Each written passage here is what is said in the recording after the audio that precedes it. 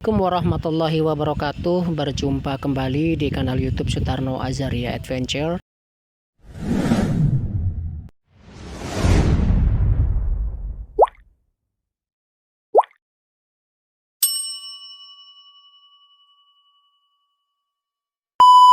Alhamdulillah, Ustadz kita Ustadz Zainal Abidin dalam kanal YouTube-nya di sesi bincang serius dengan tajuk membaca arah klarifikasi Kiai Marzuki Mustamar dengan melihat dan mendengar sejak khutbah beliau yang viral di Masjid Nasional Al-Akbar Surabaya pada tanggal 27 September 2024. Juga dari klarifikasi beliau, kita doakan yang terbaik untuk beliau agar selalu mendapatkan hidayah sunnah, khususnya dan umumnya kepada kita semua umat muslim ini, agar selalu tetap istiqomah dalam pemahaman manhaj salaf. Berikut ini ada seorang kiai yang juga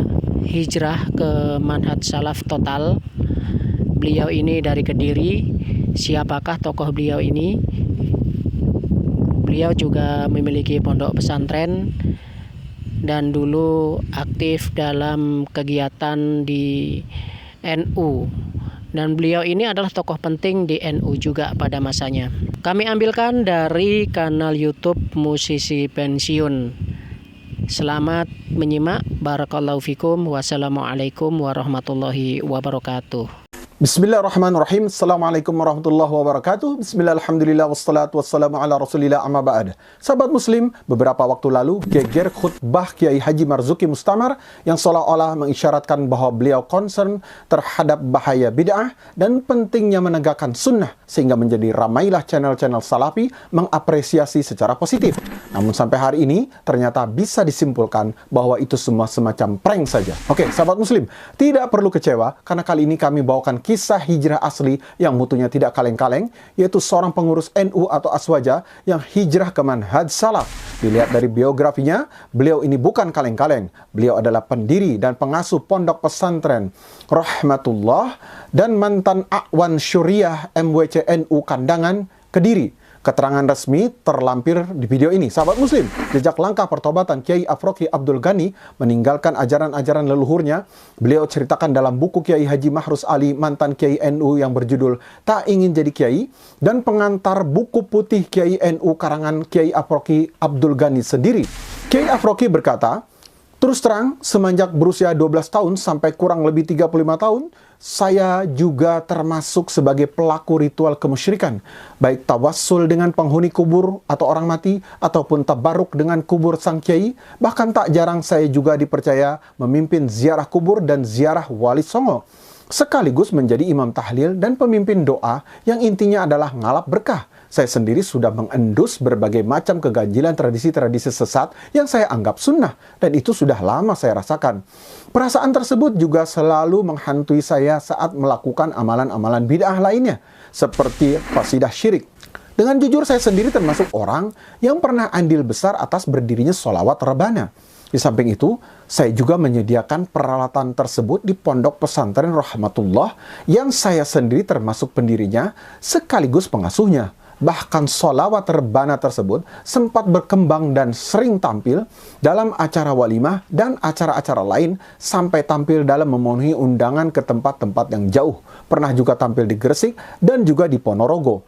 Dan alhamdulillah, sekitar berapa tahun yang lalu sholawat rebana itu sudah saya bubarkan dan juga peralatan-peralatannya sudah saya musnahkan. Sebab saya mulai tahu qasidah-qasidah yang dilantunkan itu banyak mengandung kesyirikan dan pencampur adukan antara hak dengan yang batil. Dan kita juga sama-sama tahu bahwa qasidah-qasidah itu sering berubah menjadi sarana kemaksiatan, campur aduknya laki-laki dan perempuan yang bukan mahram alias ikhtilat, yaitu acara sholawat sambil teriak-teriak, bahkan sambil berjoget, yang juga bisa mengundang nafsu syahwat, dan juga diiringi peralatan-peralatan musik yang benar-benar haram menurut syariat. Padahal kita semua tahu apabila kita sudah beriman dan beramal soleh, maka kita akan benar-benar dijamin masuk surga sesuai dengan firman Allah dalam kitab sucinya dalam Al-Quran. Dan orang-orang yang beriman serta beramal soleh, mereka itu penghuni surga dan mereka kekal di dalamnya. Betapa jelasnya ayat ini, bahwa orang-orang yang beriman, lalu kemudian beramal soleh, mereka dijamin masuk surga dan kekal di surga selama-lamanya dengan syarat senantiasa menjaga iman dan amal solehnya.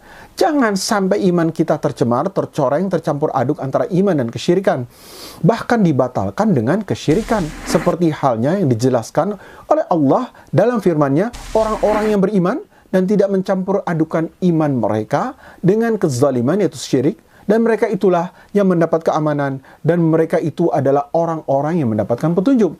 Dari Abdullah bin Mas'ud, dia berkata, tatkala ayat ini turun, orang-orang Islam merasa terlalu berat untuk melaksanakannya. Mereka bertanya, siapa di antara kita yang tidak pernah berlaku zalim terhadap dirinya sendiri? Maka Rasulullah pun menjelaskan, bukan begitu. Kezaliman di dalam ayat itu maksudnya adalah kesyirikan. Bukankah kalian pernah mendengar nasihat Luqman kepada anaknya? Hai anakku, janganlah kamu mempersekutukan Allah. Sesungguhnya mempersekutukan Allah adalah benar-benar kezaliman yang besar. Nah, sahabat muslim, ayat seperti ini sangat menggembirakan orang-orang beriman yang senantiasa mentauhidkan Allah, yang tidak mencampur adukan keimanan mereka dengan kesyirikan, serta menjauhi segala perbuatan syirik. Sungguh mereka akan mendapatkan keamanan yang sempurna dari azab Allah kelak di akhirat. Mereka itulah orang-orang yang mendapatkan petunjuk di dunia ini. Demikian pula kita harus menjaga amal soleh kita dari segala bentuk kebidahan, dan Allah telah melarang kita untuk mencampur adukan antara yang hak dengan yang batil. Dan kita juga dilarang menyembunyikan yang hak sebagaimana firman Allah, dan janganlah kamu mencampur adukan yang hak dengan yang batil.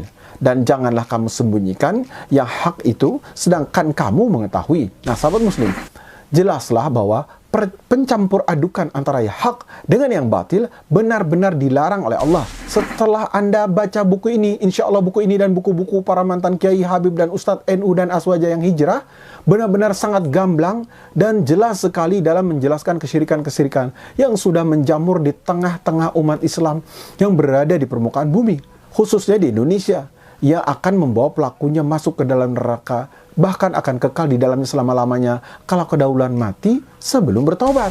Semoga Allah benar-benar berkenan memberikan hidayahnya pada kita semua, sehingga kita tidak keberatan untuk meninggalkan kebiasaan syirik tersebut, apapun resikonya.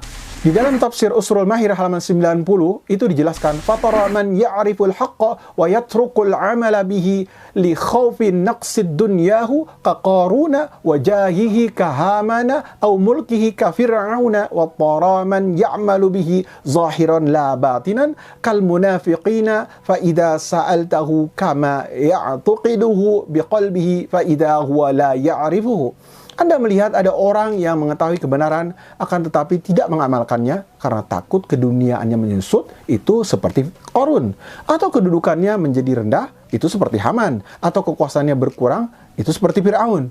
Anda juga akan melihat ada orang yang mengamalkannya secara zahir, bukan secara batin, seperti orang munafik. Apabila Anda tanyakan apa yang diyakininya dengan hati, dia tidak tahu. Padahal Allah telah berfirman, sesungguhnya orang-orang munafik itu ditempatkan pada tingkatan yang paling bawah dari neraka, dan kamu sekali-kali tidak akan mendapat seorang penolong pun bagi mereka. Nah, maka barang siapa yang sudah tahu tentang kebatilan yang ada pada buku-buku ini, maka wajib hukumnya meninggalkannya dan harus bertobat.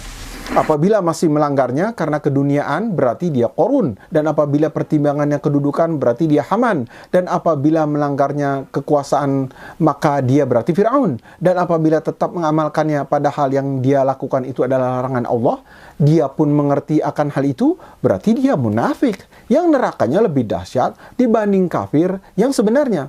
Hal ini sekaligus sebagai upaya permohonan maaf saya, kata Kiai Afroki, terhadap warga Nahdlatul Ulama dimanapun berada yang merasa telah saya sesatkan dalam kebidahan yang sudah berbau kesyirikan, seperti qasidah syirik, puasa Rajab, pujian atau nyanyian antara azan dan iqamat, kemudian menyolatkan orang mati yang pada masa hidupnya tidak mau menjalankan sholat, kemudian tahlilan atau selamatan setelah kematian, kemudian salat tarawih yang hanya banyak rakaatnya tapi hilang tuma'ninahnya, kemudian juga takbir pada hari raya yang dicemari bid'ah dan kemaksiatan dan lain-lain.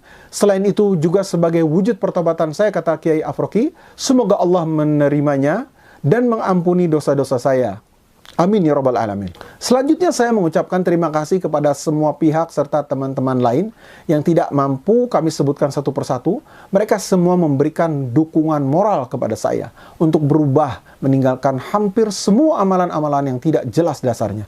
Bersama beliau-beliau inilah masalah tersebut kami kaji di bawah bimbingan Kiai Haji Muzayyin, yaitu alumnus Pondok Pesantren Langitan, Tuban, Jawa Timur, dari Surabaya, serta para ustadz yang rata-rata lulusan Timur Tengah. Alhamdulillah, kami semua bisa berubah kembali kepada Al-Quran dan As-Sunnah, dan semoga Allah senantiasa memberikan hidayah kepada kami semua sehingga bisa meninggalkan amalia bid'ah, syirik, dan kufur kepada Allah. Amin, amin, ya rabbal alamin. Demikianlah kata Kiai Afroki Abdul Ghani.